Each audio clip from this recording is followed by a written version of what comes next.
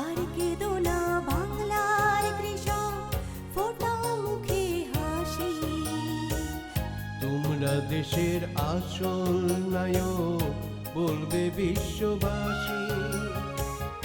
আর কেঁদো না বাংলার কৃষক, ফোটাও মুখে হাসি। আসসালামু আলাইকুম বন্ধুরা, কেমন আছেন? আশা করি সবাই ভালো আছেন। আজকে আমি এসেছি আমাদের ঢাকা জেলার কেরানীগঞ্জ উপজেলার হযরতপুর ইউনিয়নের কুইনাহাটি গ্রামে। এই গ্রামের একজন ডেইরি খামারি আমানুল্লাহ ভাই। আজকে আমরা আমানুল্লাহ ভাইয়ের এখানে আসছি। আমানুল্লাহ ভাই মূলত তার এখানে গাভী আছে, দুটি বড় ষাঁড় আছে। একটা ষাঁড় তো ইনশাল্লাহ অনেক বড়। এর পাশাপাশি তার ছোট্ট একটা বাছুরের গায়ে একটু সমস্যা হয়েছে। সেই সমস্যার সমাধানের জন্য ডক্টর মেহেদি মামুন সাহেবকে নিয়ে আসছি। তো আমরা এখন প্রথমে আমানুল্লাহ ভাইয়ের সাথে কথা বলবো, তার কী কী সমস্যা হচ্ছে সেটা জানবো। আমানুল্লাহ ভাই, আপনার কী কী সমস্যা হচ্ছে একটু বলেন আমাদের। আমার সমস্যা বলে তো মনে করেন বাছুরটা সুতা থেকে উঠে না, শোয়াতে না উঠাতে মানে কেউ কয় ক্যালসিয়াম, তারপরে সারাল গালা করলাম, সারা কয়ে আছে আমি আসতেছি, এই আর কি। আপনার এখানে গরু খামার করছেন কতদিন ধরে? 17-18 বছর। গরু আছে কয়টা? গরু 25-26টা আছে। খামারটা শুরু করলেন কীভাবে একটু বলেন তো। খামারটা মূলত আমরা এলাম কৃষক মানুষ, আমরা চিন্তা ভাবনা করলাম যে কোনো একটা ব্যবসা বাণিজ্য করার পাশাপাশি যে কিছু করতে পারি আমার জন্য ভালো, দেশের জন্য ভালো। আমি এই একটা দুইটাতে করতে করতে আল্লাহ দিলাম আমার খামার তৈরি চালাই দিলে। ওইখানে একটা বড় ষাঁড় দেখলাম, ওই ষাঁড়টা সম্পর্কে একটু বলেন। ওই ষাঁড়টা মানে করেন বাহামে যেতে, এটাও এখনও দাঁতে নেই। এটা বয়স হলো 22-23 মাস। এটা ওজন আছে 12 মণ, 12 থেকে 13 মণ মাংস আছে। এটা পালার ইচ্ছা আছে যে আমি কুরবানি, এই কুরবানিতে দাম পাইলে বেচবো, নাইলে আল্লাহ চাইলে আরেক বছর পালবো। ওইটা এই নিয়ত আছে আর কি, আমি বড় করবো আর কি। ওটা কি আপনার পালের গরু নাকি? আমার পালার গরু, এটা আমার বাড়িতে, এটার মা ওইটা। হ্যাঁ, ওটা তো ব্রাহ্মা গরু, ওটা তো ফিজিয়ান গরু। বা ওই যে ফিজিয়ান আর কি, যা যাত্রা তো মনে করেন বড় জাত আর কি। ওইটাতে আমি ওইটুকু বড় জাতের গরু। ব্রাহ্মা গরু না, ব্রাহ্মা গরুর কুচ থাকে, শিং থাকে, অত বড় হয় না। ঠিক আছে, শিং ছাড়া না, শিংও হয়, শিং ছাড়া থাকে, সেটা আলাদা ব্যাপার। শিং অন্য কারণে হয় না বুঝছেন। যাক, ওটা হলো আমাদের ফ্রিজিয়ান গরু, হয়তো এডিএল এর বীজ দিয়েছিলেন বলে অনেক বড় একটা ষাঁড় হয়েছে। ব্রাহ্মা গরু থেকে ফ্রিজিয়ান গরু অনেক বেশি বড় হয়। ব্রাহ্মা গরু বাংলাদেশে 600-700 কেজি বেশি হয় না, আর ফ্রিজিয়ান গরু 1300-1400 কেজি পর্যন্ত বাংলাদেশে পাওয়া গেছে। আমি মানে বর্তমান ওজন আছে 12 থেকে 13 মণ আছে, প্রায় ধরেন 800 কেজির মতন আছে ওজন, বাংলা মানে 800 কেজির উপর আছে, 500 কেজির উপর আছে। এই আর কি চিন্তা ভাবনা যায়, খাওয়াইতেছি, রাখালা আছে, খেয়ার কিনছি, যে ভুসি সবই আল্লাহ দিলে খাওয়াইতেছি। কর্মচারী আছে কয়জন? কর্মচারী আছে 2জন। আর সারাদিনে ডেয়ারি খামারে দুধ হয় কতটুকু? আগে দুধ দিত না, এখন তো দুধ নেই, সব গাভী, সব গাভিন। আগে দুধ দিত 80-90 কেজি তো। দুধ কি করেন আপনি? ঢাকা যায়, গোয়ালে। দাম পান কেমন? দাম নাই দাদা, দাম নাই। খাবারের দাম কেমন? 50 টাকা কেজি, 45 টাকা কেজি, মানে ওই দিকে আগাইতে পারি না। ডেয়ারি খামার করা লাভ নাকি লস? অনেক চিন্তা ভাবনা করলে তো মনে করেন যদি লাভের আশাতে করে সবাই, অনেক মনে করেন খাওয়া লয় দেওয়া লয় সমান আছে আর কি। মানে আমি মাইনাসও না প্লাসও না, আমি চলতে পারবো আর কি, এই সিস্টেম আছে। যদি আপনি মাইনাসও না প্লাসও না যদি হন, কুরবানির সময় ওই যে ফ্রিজিয়ান যে ষাঁড়টা আছে ওটা তো 4-5 লাখ টাকা হয়ে যাবে, তাহলে তো আপনি আর লসে নাই। 4-5 লাখ টাকা তো অনেক, আমার 5 লাখ টাকা বলতেছে আমি দিব না, এখন 5 লাখ টাকা বলতেছে আমি দিতেছি না। তো না আর বেশি বালাই দিলে যা আল্লাহ ভাগ্য যা রাখছে তা হবে, কিন্তু এখন আমি বর্তমানে মাইনাসও না প্লাসও না, বাস আমি চলতেছি। না, যদি আপনি ডেয়ারি খামারে যদি মাইনাসও না প্লাসও না থাকেন, তাহলে কিন্তু আপনার লাভ। বছর শেষে যে ষাঁড় গরুগুলো আসবে সেটাই তো আপনার লাভ। হ্যাঁ, ওইটাই আমার লাভ, ওইটাই আমার মানে করেন যদি আল্লাহ বেচা যায়, ওইটা আমার জন্য মানে সুখবর আর কি। আপনি সারাদিন খামারে কি কি করেন বলেন তো? খামার তো এই গরু, এই যে দেখেন, এই যে আমার গরু, আমার নিয়ম কি যে লেদাইছে না, এটা লগে লগে চাচো খাবার পরিচালনা করাই, যে মানে দোয়াইতেছি 2 বার করে দোয়াই, 3 বার করে খাওয়ান।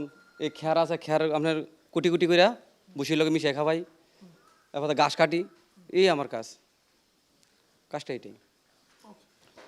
আপনার এই যে বাছুরের যে সমস্যাটা আছে, এই সমস্যার সমাধানের জন্য আমাদের ডক্টর মেহেদি মামুন স্যারও আছে। মামুন স্যার, একটু যদি আসতেন। আসসালামু আলাইকুম। ওয়ালাইকুম আসসালাম। কেমন আছেন?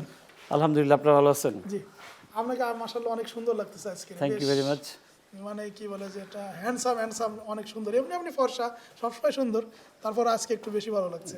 ধন্যবাদ। আপনি তো ওনার খামারে আসলেন, সবগুলো গরুও দেখলেন, পাশাপাশি একটা বাছুরের শারীরিক সমস্যা, তা ওই বাছুরটা কি ট্রিটমেন্ট দিলেন সেটা বলেন। ওভারঅল আপনি খামারে আসার পরে খামারিকে আপনি কি পরামর্শ দিলেন সেটা একটু আমাদেরকে একটু বলেন, যাতে আপনার কথাগুলো নিয়ে আমাদের অন্য যে খামারিরা আছে তারা যাতে একটু উপকৃত হয়। মূলত আমি আজকে যে খামারটি এসেছি ওনারা আসলে এটা এই কিছু গাভী ওনারা কিনে নিয়ে আসছে, যেগুলো লস পথে অন্য একটি খামার থেকে গাভীগুলো কিনে নিয়ে আসছে। আপনি দেখছেন ইল হেলথ, সবগুলো ইল হেলথ, ড্রাই গরু, অর্থাৎ যে খামারে ছিল সেখানে লস হচ্ছিলো, হয়তো বা সেখানে ম্যানেজমেন্ট ভালো ছিল না, যার ফলে ওরা বিক্রি লস হচ্ছিলো, তারপরে এগুলো কিনে নিয়ে আসছে। আর একটি বাছুর ওনারা দেখছেন খুবই দুর্বল, উঠে দাঁড়াতে পারে না। মেনলি সমস্যা হচ্ছে যে আমি যেটা মনে করলাম যে ম্যালনিউট্রিশনে ভুগতেছে, ওইটা একদম টোটালি, অর্থাৎ তাকে যে পরিমাণ খাবার দেওয়া দরকার ছিল সেই পরিমাণ খাবার দেওয়া হয়নি, বিদায় সে এরকম আজকে বাছুরটা পড়ে গেছে। আমি এসে ট্রিটমেন্ট দিলাম। আমরা আশা করি এই ট্রিটমেন্ট যদি তারা এই ওয়েতে চলে গরুটা বাছুরটা ভালো হয়ে যাবে। আর ওভারঅল বাছুর যেগুলো আছে সবগুলোকে আমি কৃমি ওষুধ লিখে দিলাম, কৃমি ওষুধ খাওয়াবে এবং কিছু খাবার দিবে, অতিরিক্ত কিছু খাবার দিতে হবে।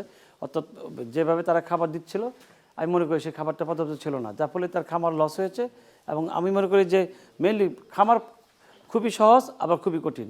আপনি যদি ম্যানেজমেন্ট করতে পারেন, আমাদের কথা মতো অনুযায়ী চলতে পারেন, আপনি খামার পাল্লা আপনি পরিশ্রম করতে পারেন, তাহলে খামার অবশ্যই লাভজনক। কিন্তু খামার কখনই লস হয় না। লস তখনই হয় যখন আপনারা খামারের প্রতি নজর দিবেন না, প্রতিদিন খামারে আসবেন না, খামারে ঘাস খাওয়াবেন না, নিয়মিত কৃমি ওষুধ দিবেন না, নিয়মিত ভ্যাকসিন করবেন না, তখনই খামার লস হবে। আদারওয়াইজ খামার লস হওয়ার কোনো সুযোগ নেই। ওনারা যে আমরা আশা করি যে উনি যে খামারের মালিক যদি আমার কথা শুনে, বাকিগুলো আশা করি যে এখান থেকে তারা পরিত্রাণ পাবে ইনশাআল্লাহ। এছাড়া ওনার যে খাদ্য খাবারগুলো আছে, আমার কাছে মনে হয় খাবার দাবারগুলো নিয়ে একটু যদি কিছু বলতেন। খাবার আসলে ওনার আসান কি আমানুল্লাহ ভাই, ওনার কাছে শুনলেন যে ওনার গাভীগুলো 3 দিন আগে নিয়ে আসছে, দেখেন সবগুলো দাঁত কটকট শব্দ করতেছে।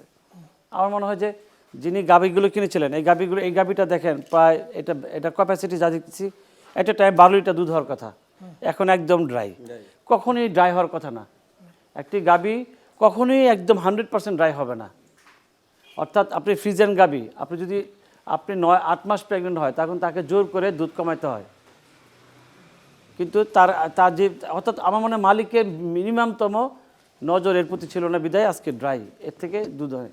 এখন আমি তাকে খাবার চার দিয়ে দিব, সেইভাবে খাওয়াবে আর ঘাস খাওয়াতে হবে, তাহলে তার এখান থেকে পরিত্রাণ পাবে আশা করি ইনশাআল্লাহ। খুব শীঘ্রই এই খামারি বলছেন যে তার এখন প্লাস মাইনাস দিয়ে 0, তাই না? আমরাও কিন্তু বলি যে যদি কোনো একটা খামার লাভ এবং খরচ দিয়ে যদি সমান সমান থাকে, খামারটা কিন্তু বছর শেষে বাছুর টাছুর বিক্রি করে লাভ করতে পারে। তো এই ক্ষেত্রে আপনি কি পরামর্শ দিবেন? প্লাস মাস দা 0 হলেও আমি বলবো এখানে 0 আসলে আরও বেশি প্লাস মাইনাস আছে, কারণ সে নিজে একটা শ্রম দিচ্ছে, তার শ্রমের একটা দাম আছে। ওনার নিজে যদি কথা বলছি, উনি অন্য কোথাও চাকরি করতো, তাহলে ওনার বেতন ছিল 15 থেকে 20,000 টাকা, তাহলে সেটা থেকে বঞ্চিত হচ্ছে। সেভাবে হয়তো সে লাভ সেটা পাচ্ছে না। আবার একই সঙ্গে যে এই বাছুরগুলো বড় হবে, সেদিক থেকে উনি আবার লাভ পাবে। যে বাছুরটা আজকে 50,000 টাকা, এটা 6 মাস পরে আশা করি 70, 80, 90,000 টাকা হয়ে যাবে। সেক্ষেত্রে হয়তো বা সমান থাকতে পারে। খামারে দুধের পরিমাণ থাকতে হবে, দুধ আপনি ডেয়ারি খামার করেন। আমরা ওনার এখানে একটা বড় সার দেখলাম ফ্রিজিয়ান জাতের, সম্ভবত এটা এডিএল এর বীজ ছিল, এটা যেহেতু ওনার খামারে তৈরি হয়েছে, ওই সারটা নিয়ে একটু যদি কিছু বলতেন যে ওটাকে এখন কী করলে, যেহেতু 22 মাস গরুটা এখনও দাঁতই নাই, প্রায় 5 ফিটের মতন উঁচু আছে, লম্বাও অনেক ভালো, তো ওই গোটার কী ধরনের খাদ্য খাবার দিলে গোটা ভালো হবে? কারণ ওটার বীজটা কিন্তু এডিএল এর, হয়তো ওর বাপ যে আছে সে বাংলা কোনো জীবিত আছে, তার বডি ওয়েট 1200 কেজির কম নাই এখন। জি, এখন 1200 কেজি হবে না। এখন যে গরুটা আছে এর গরুটার ওজন কিন্তু 800 কেজি। এখন এই গোটাকে ওরা যদি কী ধরনের ট্রিটমেন্ট দিলে ভালো করতে পারবে, এটা যদি পরামর্শ দিতেন। ট্রিটমেন্ট বলতে তার যে ব্যালেন্স ফুড, সে তার বডি ওয়েট অনুযায়ী তাকে খাবার দিতে হবে। আপনারা জানেন 100 কেজি বডি ওয়েটের জন্য 1200 গ্রাম খাবার দিতে হবে, যদি সে পর্যাপ্ত পরিমাণ ঘাস খাওয়ায়। যদি সে ঘাস দিতে পারে তাহলে 100 কেজি বডি ওয়েট ধরেন এটা প্রায় 800 কেজি যদি হয়ে থাকে, তাহলে তার কমপক্ষে সারাদিনে 10 কেজি খাবার দরকার। আমি যতদূর জানি 10 কেজি ওনারা খাবার হয়তো বা দেয় না, এটা সম্ভব না, ওরা দিবে না। তো দিলে হয়তো তার থেকে আপনি সেভাবে তার গ্রোথটা সেভাবে বাড়বে, তার দৈহিক ওজন বেড়ে যাবে, সে খামারে লাভবান হবে। এই গরুটার বয়স এখন 22 মাস, যেহেতু গরুটা এখনো দাঁতই নাই, হয়তো অল্প দিনের ভিতরে দাঁত ভেঙে যাবে, মানে 20 থেকে 22 মাস বয়স হয়েছে, হয়তো এই গরুটা 36 মাস পর্যন্ত যদি লালন পালন করা হয় তাহলে কিন্তু এটা 1200 কেজি হয়ে যাবে। হ্যাঁ হ্যাঁ, তাই তার না? যে হ্যাঁ কারণ আসলে গরুর সর্বোচ্চ বৃদ্ধিটা হলো 4 দাঁত থেকে 6 দাঁত পরে। 2 দাঁতে কিন্তু গরু বেশ একটা বড় হয় না, তাই না? 4 দাঁতের পরে গিয়ে গরুর পরিপূর্ণতা আসে। এই ক্ষেত্রে তাকে একটা যদি রুটিন দিয়ে দেন যে এই ধরনের খাবার দিতে হবে এভরিডে, তাহলে হয়তো মানে এরকম গরু যাদের আছে তারাও কিন্তু উপকৃত হতো। তো আমি তো বলেই দিলাম যে গরুটা এখন যে 800 কেজি হয়, তার খাবার আছে প্রতিদিন 100 গ্রাম। 100 কেজির জন্য যদি 1200 গ্রাম হয় তাহলে প্রায় ধরেন প্রায় 10 কেজি খাবার দিতে হবে, 10 থেকে 12 কেজি খাবার দিতে হবে, দানাদার খাদ্য দিতে হবে, আর ইন এডিশন তাকে ঘাস দিতে হবে। তাহলে আমরা আশা করি আগামী কোরবানি পর্যন্ত এটা 1200 কেজি গেইন করবে। বন্ধুরা, আমাদের ডাক্তার মেহেদী হাসান মামুন কিন্তু আমাদের আমানুল্লাহ ভাইয়ের সমস্যার কিন্তু সমাধান দিয়েছেন। গরুর বাছুরটারা এসে স্যালাইন দিয়েছেন, বাছুরটার ট্রিটমেন্ট হয়েছে, পাশাপাশি আমরা খামারটা ঘুরে ঘুরে দেখলাম।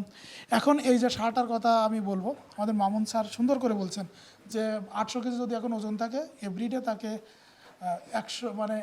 100 কেজির জন্য 1200 গ্রাম, 1200 গ্রাম, তাহলে 800 কেজির জন্য 10 কেজি দানাদার খাবার তাকে দিতে হবে। এখন দানাদার খাবারটাকে হজম করার জন্য সাথে আবার খড় দিতে হয়। 10 কেজি যদি আপনাকে হয়, সাথে কিন্তু আরও ধরেন 5 থেকে 10 কেজি কিন্তু তাকে প্রসেসিং খড় দিতে হবে।